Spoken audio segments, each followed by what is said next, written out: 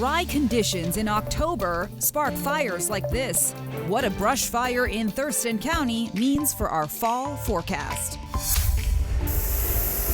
T-Mobile Park is getting ready for the Mariners to come home, while people gather in Houston for Game 2.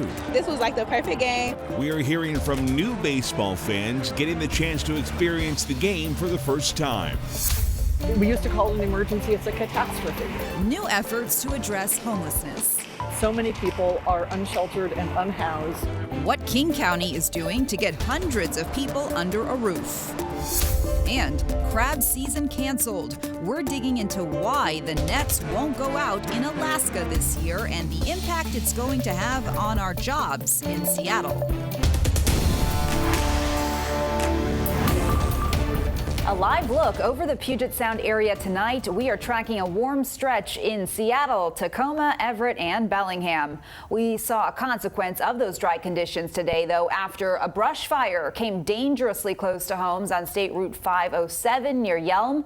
Thank you for joining us. I'm Jessica Janner Castro. I'm Steve Solis. We are not going to get a break from those temperatures anytime soon. Our weather team is tracking temps in the 70s through the weekend.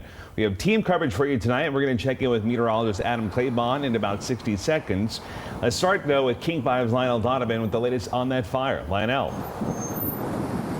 Good afternoon, Jessica and Steve. Well, as you can see behind me, the ground is still smoking from today's fire, which took place along State Route 507.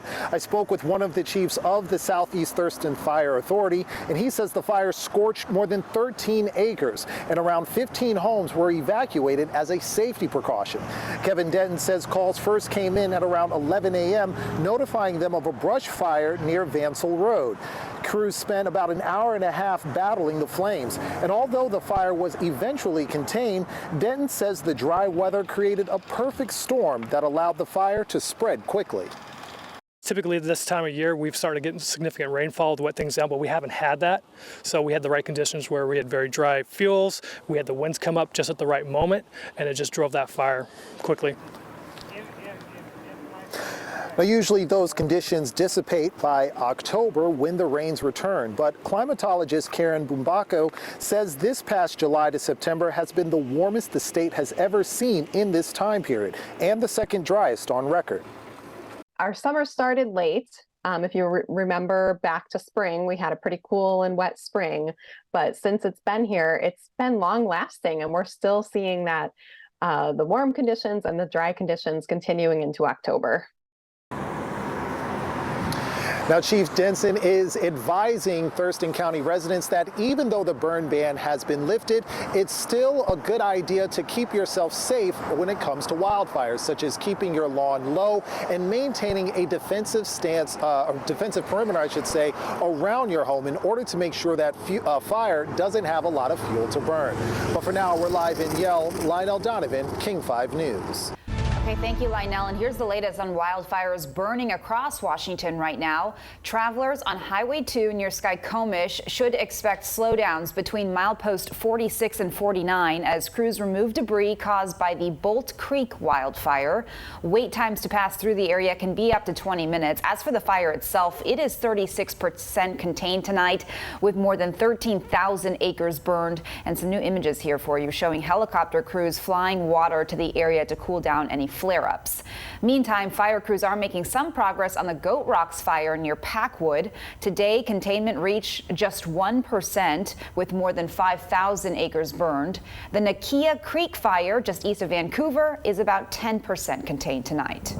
Let's bring in meteorologist Adam Claybon now. Adam, walk us through this. I mean, this warmth is very, very abnormal. It is, and so we've already hit 7 days in the 70s here so far this month, and today we're right on that mark. We're pretty close to the 70-degree mark, and if we do hit 70 again, that will tie for the most that we have ever hit 70s out at SeaTac Airport for any year for the month of October. Now, So far, our high sits at 69. Now, Lionel was also talking about just how dry it's been this month. We've only picked up 1/100th of an inch. We're going on about 1/10 of an inch per day average, so we're not getting anywhere near that. And you can see the record high for today, too, 72 degrees. We'll see if we get close to that number or not, too, before things start to cool down. But we have a few more 70s today. Shelton and Bremerton, Puyallup up to 72, 74 in Hoquiam. Again, much higher than normal with those averages in the low 60s. Now, winds are going to come more so out of the north and more out of the Cascades. So we're going to have more of that offshore flow really start to pick up more so, especially as we head into the weekend. But you can see what that's doing to our air quality. Mount Pilchuck, a lot more blocked than what we had yesterday with some of the smoke haze, and current air conditions are showing that the quality is going down. We'll talk about how that will continue into the weekend while things continue to warm up in a bit. Adam, thank you. Time now for the Fast Five.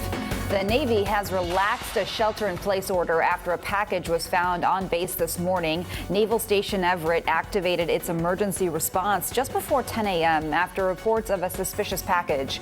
At 12:30 this afternoon, it was determined there was no threat. Police are investigating a shooting in South Tacoma. Tacoma PD says they got a call around 3:30 in the morning that someone with a gunshot wounds had crashed their truck into someone's yard. That was near South 76th and Tacoma Avenue. The man was taken to the hospital. In Renton, police have arrested a man accused of firing shots at an officer. Police responded to reports of a prowler trying to break into a vehicle early this morning. Police say the suspect fired at officers, then ran away, but was later caught and no one was hurt. The FDA has approved the updated COVID bivalent boosters for kids as young as 5. Children 5 to 11 can get Pfizer's version. Kids 6 and up can get Moderna's booster. Both target the Omicron subvariants. The CDC must give final approval before it can be administered. NASA has set November 14th as the new date for the Artemis 1 test launch. NASA has missed multiple launch windows because of technical issues and bad weather. NASA says Artemis only suffered minor water damage from Hurricane Ian. The Mariners are about to come home. Game 3 of their series against the Astros will be held here in Seattle on Saturday. The ALDS logo is painted on the field today ahead of Saturday's game.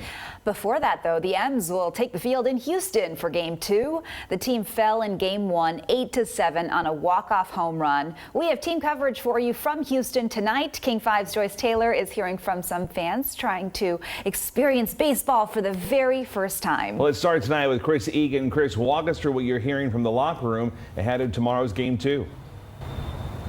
All right, Steve and Jessica, good evening from Houston, Texas, just outside Minute Maid Park. Now, when the Mariners left Minute Maid Park here last night, Scott Servais wasn't sure about today. He was thinking about giving them the day off, but he says the team woke up today, everybody was feeling good, and they were ready to play baseball again. So the Mariners pitching staff, well, they were on the field today for about an hour, getting loose, getting ready for Game 2. Scott Servais says his team is resilient, and they have short memories, but the media and the fans do not have short memories. Scott Servais was asked several times today about why they used Robbie Ray in the 9th inning. He says it is a process. They have numbers they use to make the best decisions in these big moments, and in the end, it's baseball. I believe in our team. We got a really good team. We belong here, and it's been a long time since we've been in the playoffs. And I know our fan base and everybody around the Mariners is starving. This is what you're starving for. It's the highs and the lows and everything along the way. And as great as it was Saturday night in Toronto, you know, we felt the low yesterday. That's okay. That's the beauty of playoff baseball. That's why we watch it with such intensity. And there's so much impact and value in every out. And there's so much tied to every pitch. It's awesome. We need to enjoy it. We really do. I am. Yesterday was rough. No question about it. But I know how hard it is to get here, how hard it is to win here. That's the beauty of the whole thing. Be grateful where we're at. Scott Servais went on to say to win the World Series, we need to win 13 games, and there's no way we were going 13-0. Our goals are still out there. Luis Castillo will get the start tomorrow. We will hear from him coming up tonight at 5:45. Servais also confirmed today that George Kirby will get the start in Game 3 back home in Seattle at T-Mobile Park. For more on the Mariners, let's now head it over to Joyce Taylor. Joyce? I loved what he said. The highs and the lows, it's part of loving the game of baseball. You know, the one thing about baseball, not every kid gets the opportunity to play Little League Baseball, certainly to go to a Major League Baseball game. For a lot of families, it comes down to just the money. It's too expensive, and it's often an issue of access. Well, we did meet a mom who's originally from Seattle who decided that this was the perfect opportunity to introduce her kid to baseball. Do you remember the sounds, the crowd? Are you having fun? For 10-year-old Jameer Turner, this was the day. His favorite team against the Astros in Game 1 of the Division Series. So I want him to get inspired to play baseball. I've been asking him for years, and so this was the perfect game. Mom, Rachel Matthews, is from Renton. She moved here just a month ago and sees baseball as not just a pastime, but an opportunity. I think it's really good for him to come out, and then he has a lot of friends. A lot of people gravitate towards him, so that would be a good thing for him to even just be here and being able to see all that. And hopefully it does inspire. And Jameer already has a favorite player. It's Luis Castillo, no surprise. Do you have a favorite position? The pitcher. Pitcher? Is that what you're going to be maybe if you play baseball? Mm-hmm. What is it about baseball in particular that you think is a good messaging for kids? I think it's a really safe game. You know, a lot of sports, a lot of people get injured, so that's why I'm this is perfect for you. On the edge of his seat, heart racing during Game 1, what did Jameer think of his first outing? It was fun, and I liked it. They did a really good job. Shelley talked a lot about role models in baseball too, and of course there are so many great players who will be great role models for kids, just like her son. So let's talk about what's going on at T-Mobile Park.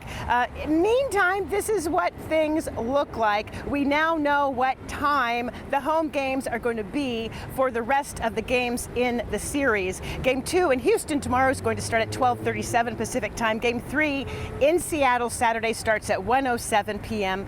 The series is best of 5, so if there is a Game 4, it's going to be on Sunday in Seattle at 12:07. If it goes to 5 games, that game will be here in Houston on Monday. So Game 3 at home on Saturday sold out. You can get tickets, but they're going to be resale only, and they're going to cost you. Individual tickets on sites like StubHub, SeatGeek, and Vivid, they are right around $300, and that's before taxes and fees. It is the hottest ticket in the division right now. Get this, tickets to tomorrow's game here in Houston on the same sites, about $50. So we have a lot of Mariners coverage for you on our website, including a live blog of the games, how to get tickets, how much they're going to cost you. All you have to do is text the word Mariners to the number you see right here, 206-448-4545. We will send you a link. So that's the latest here, guys, live in Houston, as we are all anxious and getting ready for Game 2 in this series tomorrow. Counting down the hours. Back to you. Absolutely. Go Ends. Thank you, Joyce. Still ahead, no nets going out in Alaska. Crab season canceled there. That's right. We're still ahead in King 5. We're going to look at the impact that will have on jobs along the West Coast. Plus, there's no good press conference about homelessness until everybody is housed. New efforts to get a roof over the heads of those experiencing homelessness, what King County is introducing tonight.